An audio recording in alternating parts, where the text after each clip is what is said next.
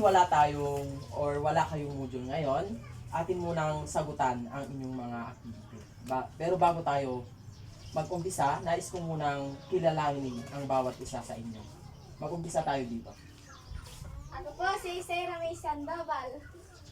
Ako po si Ako po si Shaina Castillo. Ako po si Hayden Castillo. Ako po si Angel Jessica. Ako po si Jesse Evirania. Ako po si Trixie Elpetodo. Ako po si Jonathan Correa. Dahil alam ko na ang inyong mga pangalan, tayo na ay mag-uumpisa. Para sa unang katanungan, ang anumang usapin sa relihiyon ay maaaring malutas kung ang bawat tao ay magtataglay ng anong pagpapahalaga. Alam niyo ba kung ano ang ibig sabihin ng salitang relihiyon? Hindi. Hayaan niyo muna ako ipaliwanag kung ano ang salitang relihiyon. Kapag sinabi nating relihiyon, ito yung grupo ng mga tao na kung saan may kanya-kanyang pinaniniwalaan na isang Diyos. Kunwari, anong relihiyon mo? Shaina? Katoliko. Ikaw, Syra, anong relihiyon mo? Katoliko. Katoliko ka rin, ang alam ko.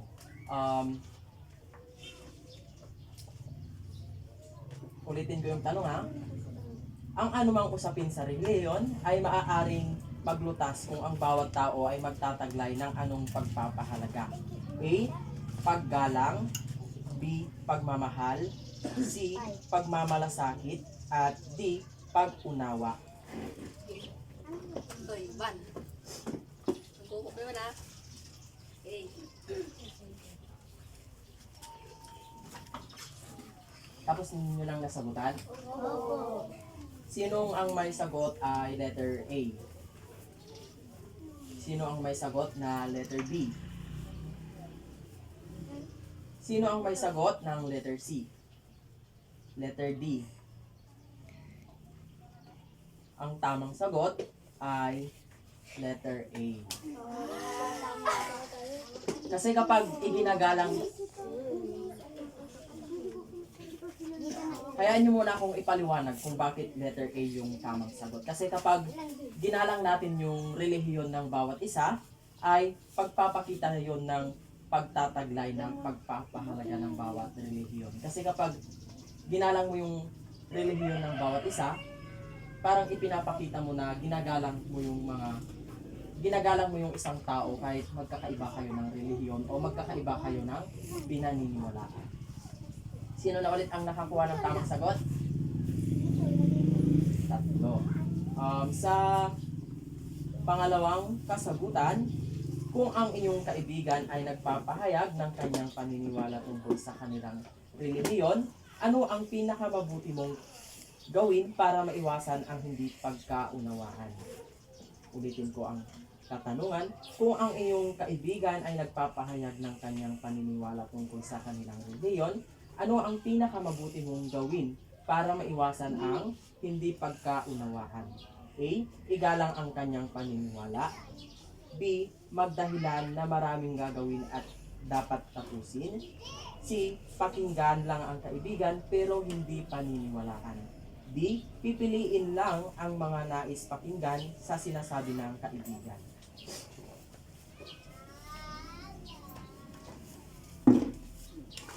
Tapos na kayo nagsagot?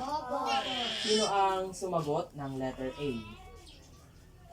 Ng letter B? Letter C? Letter D? Wala. Ang tamang sagot ay letter A.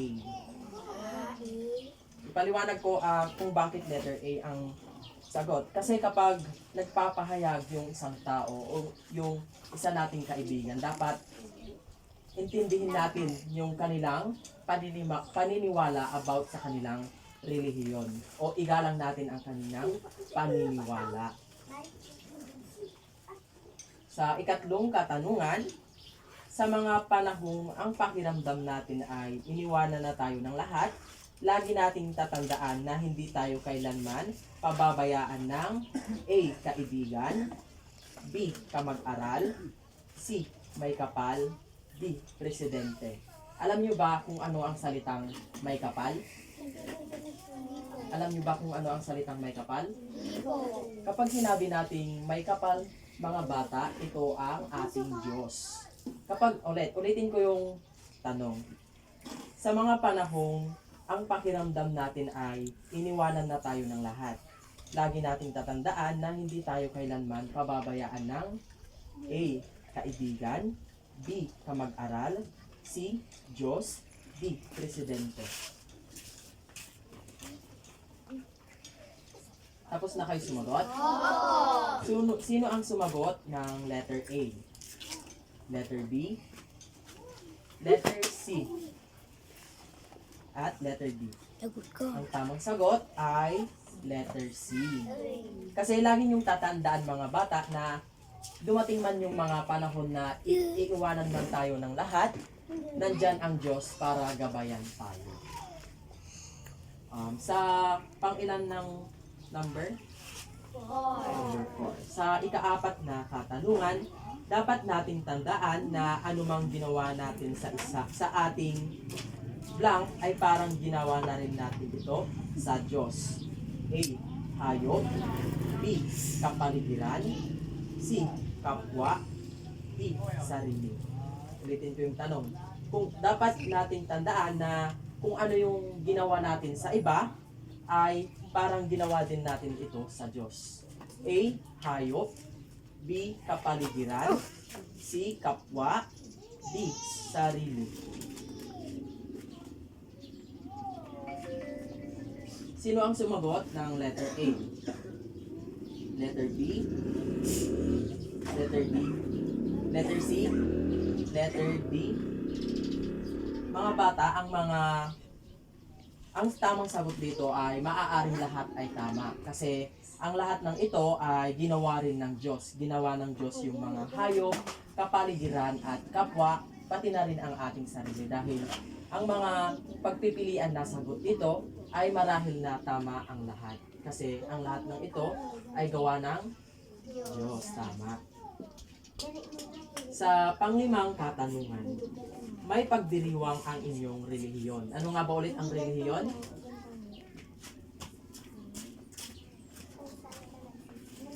Oo, tama. May pagdiriwang ang inyong relihiyon para sa pagpapaunlad ng kaalaman sa pagbabasa ng banal na kasulatan. Alam niyo ba kung ano ang banal na kasulatan? Ito yung Biblia. Ulitin ko ang tanong. May pagdiriwang ang inyong relihiyon sa pagpapaunlad ng kaalaman sa pagbabasa ng banal na kasulatan. A. Masayang makikilahok, subalit hindi isa sa puso. B. Masayang makikiisa dahil kasama mo ang inyong crush. C. Makikiisa sa pagdiriwang at mag-aaya ng ilang kasama na humuno. D. Makiisa sa pagdiriwang at magpapaganda habang nag-aaral ng kasulatan. Tapos na kayo sumagot? Opo. Jessie. Tapos na ba? Opo. Sino ang sumagot ng letter A? Ng letter B?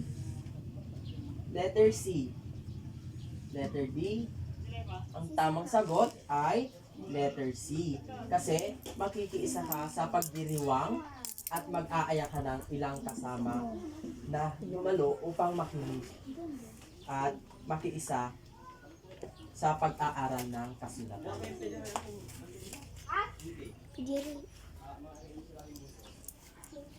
Manunong niya sagot si Kuya siya sa bagatog si Kato. Sa anong number na? 6. Sa oras ng pagsubok sa buhay, ang tao ay hindi dapat mawalan ng A. Kagalingan, B. Kapayapaan, C. Pag-asa, D. Pagmamahal. Ulitin ko ang tanong. Sa oras ng pagsubok sa buhay, ang tao ay hindi dapat mawalan ng A. Kagalingan, B. Kapayapaan, C. Pag-asa, D. Pagmamahal.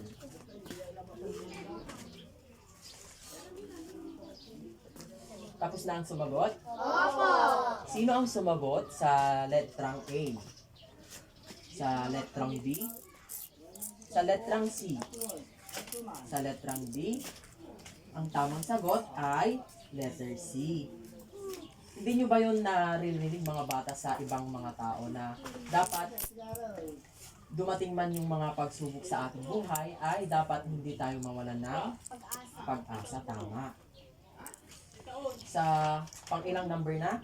7.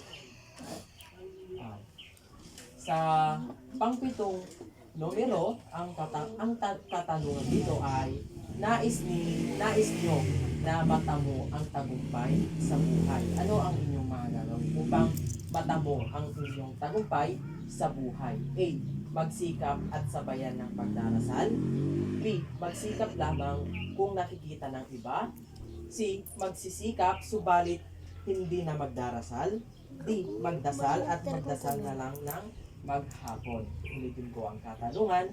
Nais nyong matamo or gusto nyong makamit yung tagumpay sa inyong mga buhay. Ano ba dapat ang inyong mga gagawin? A.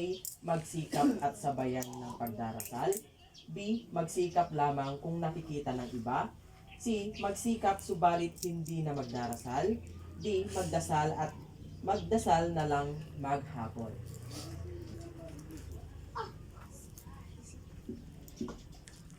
Tapos na? Opo. Sino ang sumagot ng letter A? Ng letter B? Ng letter C? Letter D? Ang tamang sagot ay letter A.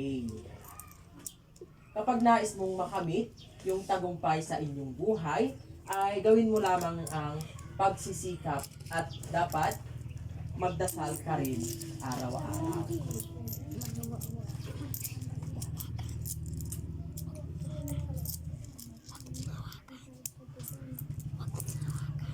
Anong number na? Number 8.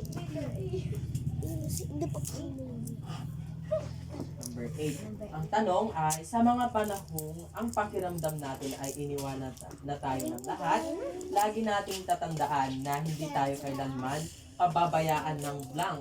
Alam kong naulit na itong tanong na ito, kaya dapat alam nyo na rin ang sasagot nyo. Sa mga panahong ang pakiramdam natin ay iniwanan na tayo ng lahat, lagi nating tandaan na hindi tayo kailanman pababayaan ng A. Kaibigan, B. Kapitbahay, C. Kamag-aral, D. Diyos.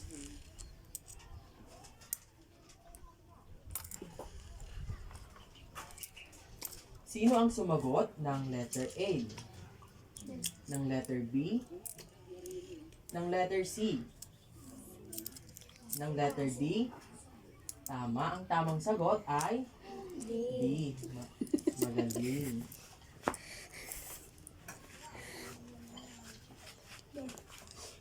Anong number na? 8, 9.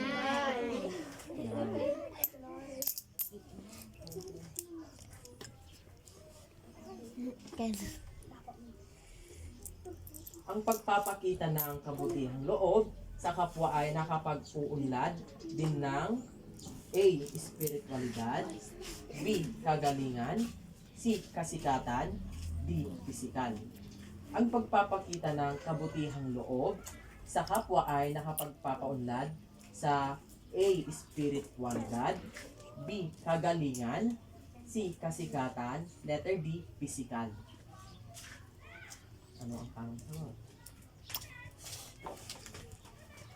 Sino ang sumagot ng letter A? Ng letter B? Letter C? Letter D? Ang tamang sagot ay letter D. Anong number na? 10. Panghuling katanungan. Bukas ang piyesta sa inyong lugar. Ang mga opisyales o mga kagawad ay abalang-abala sa pag-aayos ng kapilya. Sa dami ng inihanda sa kapilya ay hindi na magkaintindihan ang mga kagawad kung ano ang uunahing gagawin. Ano ang inyong gagawin? A. Tutulungan nyo sila. B. Makikipaglaro sa mga batang nasa kapilya. C. Magkukunwaring abala ka sa inyong bahay. D. Ipagdarasal lamang matapos na ang kanilang gawain. Ulitin ko ang katanungan. Bukas ang inyong pesta sa inyong lugar. Ang mga kagawad ay abalang-abala sa pag-aayos ng kapilya. Sa dami ng inihanda sa kapilya ay hindi na magkaintindihan ang mga kagawad kung ano ang kanilang uunahin. Ano ang gagawin mo? A. Tutulungan ko sila. B. Makikipaglaro sa mga batang nasa kapilya. C. Magkukunwaring abala sa inyong bahay. D. Ipagdarasal na lamang na matapos na ang kanilang gawain. Tapos na kayo sumagot? Opo. Sino ang sumagot ng letter A? Letter B? Sino ang sumagot? Ulitin natin. Sino ang sumagot ng letter A? Letter B? Letter C? Letter D? Ang tamang sagot ay letter A.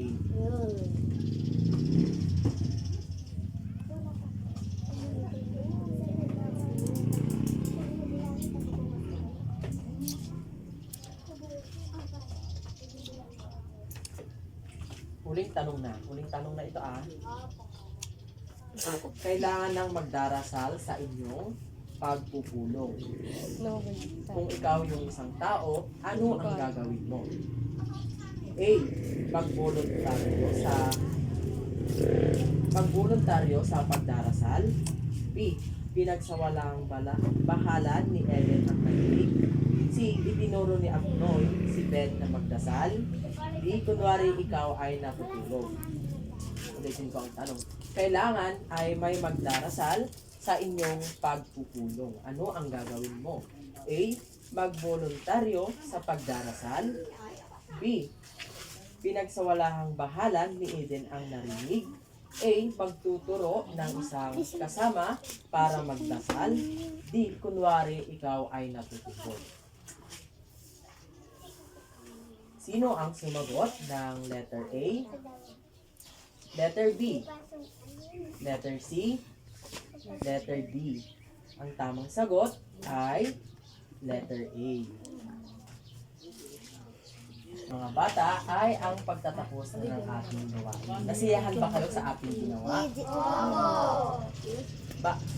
Kayo ba ay maaasahan ulit sa ating susunod na gawain? Opo. Ngayon, yan ay aking inaasahan. Dahil dyan, maaari nyo bang palakpakan ang inyong mga sarili?